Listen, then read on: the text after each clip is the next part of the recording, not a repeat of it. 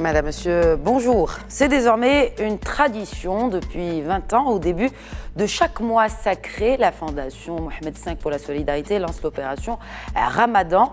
Mercredi dernier, Sa Majesté le roi Mohamed VI a ainsi donné le coup d'envoi de cette opération d'envergure nationale et qui profite à un demi-million de familles marocaines. Une initiative en symbiose avec les valeurs mêmes de ce mois sacré, des valeurs de partage, d'empathie et d'entraide. Les détails de cette 20e opération Ramadan en compagnie de Sana Derdir, chef du pôle communication à la Fondation Mohamed V. Bonjour Sana Derdir. Bonjour. Comment alors s'est déroulée donc cette opération depuis son lancement la semaine dernière ? Écoutez, elle se déroule encore et dans de très bonnes conditions. Donc, Sa Majesté le roi Mohamed VI a donné son coup d'envoi le deuxième jour du Ramadan. Et ce coup d'envoi marque en fait un temps très fort dans le mois du Ramadan, mais dans toute l'activité de la Fondation Mohamed V pour la solidarité. C'est effectivement l'opération de distribution alimentaire Ramadan est l'une des principales actions solidaires qui est menée par la Fondation depuis 20 ans, comme vous l'avez cité. C'est la 20e édition. Donc importante parce qu'elle illustre donc, les valeurs fondamentales de la société marocaine, donc la générosité, la mobilisation, le partage et puis effectivement la solidarité. Et elle est importante parce qu'elle est menée à grande échelle. Vous l'avez dit, ce sont plus de 500 000 familles marocaines qui sont issues de tout le territoire national qui bénéficient justement de ce soutien alimentaire qui représente quelque part une sorte de réconfort pour les familles marocaines démunies et qui sont principalement issues donc, du monde rural. Et au total, ce sont plus de 2,5 millions de personnes, principalement les veuves, les personnes âgées ou les personnes sans domicile fixe, les personnes en situation de handicap, qui bénéficient de ce soutien alimentaire. Comment la Fondation cible-t-elle justement ces personnes qui bénéficieront de ces aides ? Effectivement, il y a une sorte de ciblage qui est effectué parce que donc déjà l'action de la Fondation adresse prioritairement donc les personnes qui sont en situation de précarité, les personnes en situation de vulnérabilité, mais l'établissement en fait, de la liste des bénéficiaires est plutôt effectué par l'un des grands partenaires de l'opération, qui est le ministère de l'Intérieur et plus exactement la direction des collectivités territoriales, qui établissent les listes des bénéficiaires sur la base de critères qui sont évidemment établis d'un commun accord. Donc c'est la situation financière, comme je vous ai dit, les personnes en situation de handicap, les personnes âgées sans domicile fixe ou sans famille, mais les listes précises sont établies au niveau donc, du ministère de l'Intérieur. En quoi consistent ces aides, Sana Derdir ? Eh bien, l'une des missions principales de la Fondation, justement, c'est d'apporter un soutien et de l'assistance aux personnes en situation de précarité.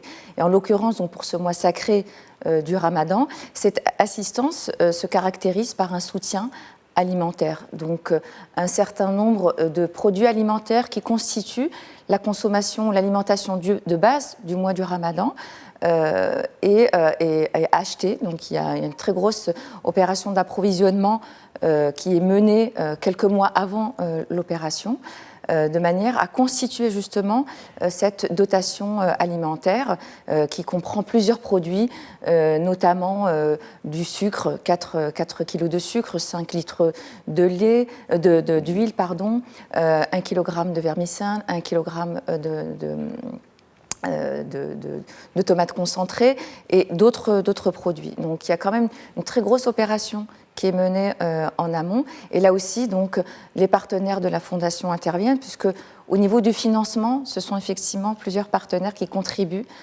au financement de l'opération, mais également les partenaires qui fournissent les produits, qui font aussi un effort financier important de façon à ce que la dotation finalement financière des produits alimentaires soit vraiment optimisée. Justement, combien cela coûte cette opération Ramadan Alors, dans sa globalité, donc l'enveloppe budgétaire globale est de plus de 70 millions de dirhams. C'est un peu normal puisqu'effectivement, nous adressons plus de 500 000 foyers, avec un coût, on va dire, de la dotation alimentaire optimisée qui est aux alentours de 138 dirhams, comparativement à un coût marché qui est pratiquement de 247 dirhams. Alors, quelles sont les autres opérations de la Fondation Mohamed V, justement, à venir? On sait que nous sommes, en tout cas, la saison estivale est aux portes, et donc certainement l'opération Marhaba, peut-être après celle de Ramadan? Absolument, mais je reviens quand même au mois du Ramadan parce que c'est un temps très très fort dans l'activité de la Fondation. Donc il y a effectivement l'opération de distribution alimentaire, mais parallèlement à cela, beaucoup d'actions solidaires sont menées dans les différents centres de la Fondation, donc à travers tout le royaume. Donc la semaine dernière, justement, dans une Dar al-Fatet à Fès, il y a eu un ftour collectif qui a été mené au profit des bénéficiaires. Les bénéficiaires, donc, ce sont les jeunes écolières qui viennent du rural et qui, pour pouvoir continuer leurs études, sont accueillies dans les foyers de la Fondation, donc les Dar Talibat ou Dar al-Fatet. Elles sont éloignées de leur famille. Et donc l'idée, ça a été justement de rapprocher ces jeunes filles de leur famille en organisant un ftour collectif donc, à Dar al-Fatet à Fès. D'autres actions similaires sont organisées dans d'autres centres à travers un petit peu tout le Maroc avec des programmes d'animation au profit donc, des bénéficiaires, que ce soit les jeunes en formation, que ce soit les jeunes en situation de handicap physique ou d'autres jeunes étudiantes ou étudiants dans les Dar Taliba. Beaucoup de ciblage de jeunes, on a l'impression pour cette année. C'est assez particulier pour écoutez, c'est vrai que non, il n'y a pas forcément de ciblage. Hein. C'est des programmes qui sont montés, en tout cas, qui sont organisés dans les structures assez dynamiques où effectivement il y a quand même des populations bénéficiaires qui sont importantes. Donc, et parallèlement à cela, il y a tout le programme des lancements et des inaugurations qui sont menés par Sa Majesté le roi Mohamed VI Islam Nsro, puisqu'il nous a honorés pour l'inauguration ce samedi du centre médical de proximité Fondation Mohamed V pour la solidarité du quartier du Soufia à Rabat.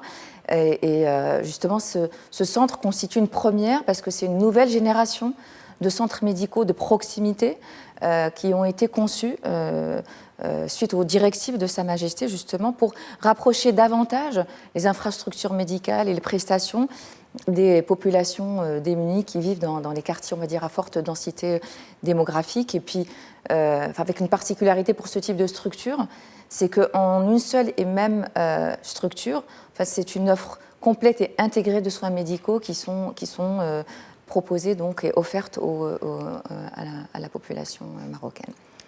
On va peut-être terminer justement pour revenir aux actions à venir de la Fondation Mohamed V pour la solidarité. Absolument, il y a effectivement l'opération Marhaba dans son édition 2019 qui va bientôt démarrer.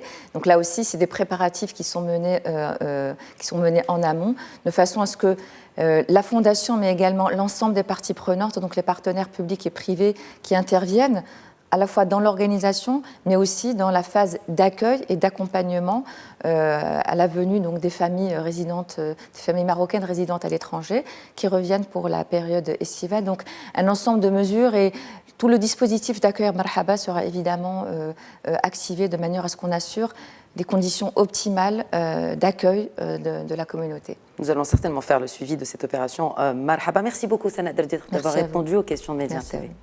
Merci à tous de nous avoir suivis. Je vous souhaite une excellente suite des programmes sur Médien TV et Médien TV Afrique.